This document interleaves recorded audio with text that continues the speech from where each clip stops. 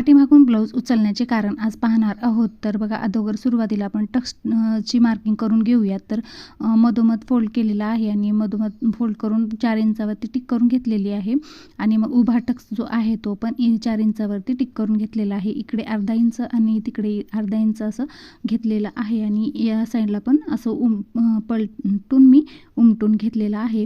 तर टक्स कसा टाकायचा आहे बघा, शिलाई कशी करायची आहे, तर खालच्या साईडने अर्धा इंच आणि वरतून निमुळता घ्यायचा आहे एकदम सावकाश पद्धतीने आणि दुसऱ्या साईडचा पण अशाच पद्धतीने घ्यायचा आहे आणि डबल टिप द्यायची आहे।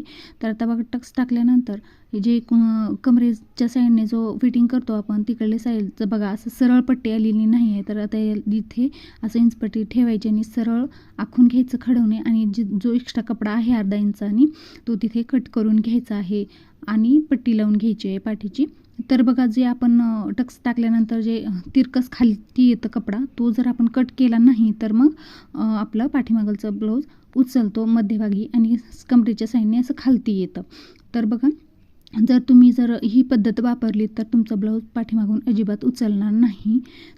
तर ही ट्रिक वापरला तर खूप तुमचं ब्लाऊज परफेक्ट बसेल। तर व्हिडिओ आवडल्यास लाईक करा, शेअर करा आणि चॅनलला सबस्क्राईब करा, बेल आयकॉनला क्लिक करा म्हणजे माझ्या येणारे व्हिडिओचे नोटिफिकेशन तुम्हाला मिळेल। असे छान छान व्हिडिओ घेऊन येण्याचा मी नक्की प्रयत्न करेन आणि नवीन शिकणाऱ्या मैत्रिणींना पण ज्यांना शिवणकामाची आवड आहे त्यांना पण हा व्हिडिओ शेअर करा म्हणजे त्यांना पण याचा फायदा होईल। तर बघा, पाठीमागून एक लेवल एक सरळ रेषेमध्ये आले।